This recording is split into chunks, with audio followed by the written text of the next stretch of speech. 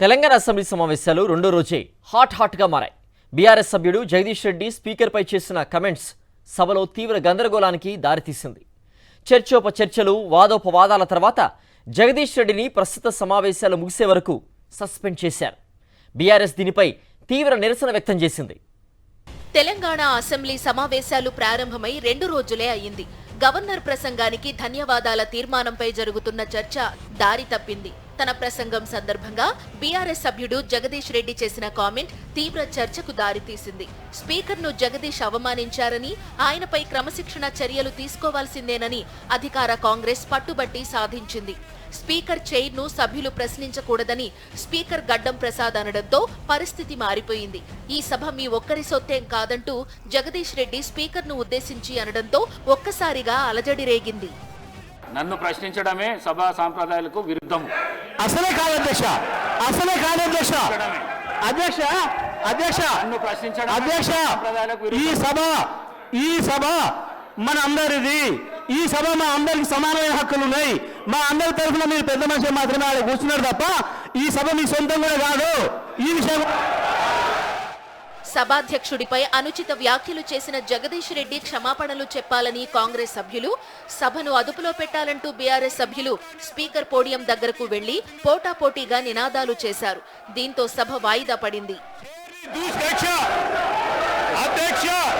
వారు మాట్లాడిన ప్రతి పదం వెనుకకు తీసుకోవాల్సిందే. ఈ రోజు చేర్ని దూషించిన సందర్భంలో వారు క్షమాపణ చెప్పాల్సింది అధ్యక్ష, క్షమాపణ చెప్పాల్సింది అధ్యక్ష. ఆంకారంతో మాట్లాడకూడదు అధ్యక్ష, క్షమాపణ చెప్పాల్సింది అధ్యక్ష. సభ వాయిదా పడడంతో హరీష్ రావు నేతృత్వంలో బీఆర్ఎస్ ఎమ్మెల్యేలు కొందరు స్పీకర్ను కలిశారు. ఇంకోవైపు జగదీష్ రెడ్డి అంశాన్ని ఢిల్లీలో ఉన్న సీఎం రేవంత్ దృష్టికి మంత్రి దుద్దిళ్ల శ్రీధర్ బాబు తీసుకెళ్లారు. తరువాత సీఎం ఛాంబర్లో మంత్రులు ఈ అంశంపై భేటీ అయ్యారు. జగదీష్ రెడ్డి స్పీకర్ ప్రసాద్ కు క్షమాపణలు చెప్పాల్సిందేనని, వెనుకుంటే సస్పెండ్ చేయాల్సిందేనని మంత్రులు పట్టుబట్టారు. అసెంబ్లీ తిరిగి సమావేశమయ్యాక జగదీష్ రెడ్డిని ఈ సమావేశాలు ముగిసే వరకు సస్పెండ్ చేస్తున్నట్లు స్పీకర్ ప్రకటించారు. జగదీష్ ను సస్పెండ్ చేసినందుకు నిరసనగా అసెంబ్లీ ఆవరణలోని అంబేద్కర్ విగ్రహం దగ్గర బీఆర్ఎస్ ఎమ్మెల్యేలు నిరసన తెలిపారు. జగదీష్ తప్పు ఏమీ మాట్లాడలేదని, ప్రజల తరపున అసెంబ్లీలో ప్రభుత్వాన్ని నిలదీసినందుకే తట్టుకోలేక జగదీష్ రెడ్డిని సస్పెండ్ చేశారని బీఆర్ఎస్ వర్కింగ్ ప్రెసిడెంట్ కేటీఆర్ అన్నారు.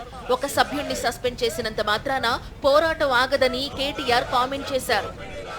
కేవలం ఒక గొంతు నొక్కినంత మాత్రాన శాసనసభలో మా పార్టీ యొక్క సభ్యుడి యొక్క ప్రసంగానికి అంతరాయం కలిగించినంత మాత్రాన ఏదో సాధిస్తామని చెప్పి వాళ్ళు భ్రమపడతా ఉన్నారు.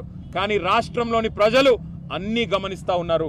15-16 నెలల్లో కేవలం 20% కమిషన్లు, ఢిల్లీకి మూటలు పంపడం మీద ఉన్న దృష్టి ఈ రాష్ట్రంలోని పేదలకు మేలు చేయాలనే విషయంలో మాత్రం ఈ ప్రభుత్వానికి ఎంత మాత్రం లేదు అనేది ప్రజలకు కూడా అర్థమైపోయింది. కాబట్టే ఇవాళ ముఖ్యమంత్రి గారిని ఎక్కడికక్కడ ప్రజలు శాపనార్థాలు పెడతా ఉన్నారు.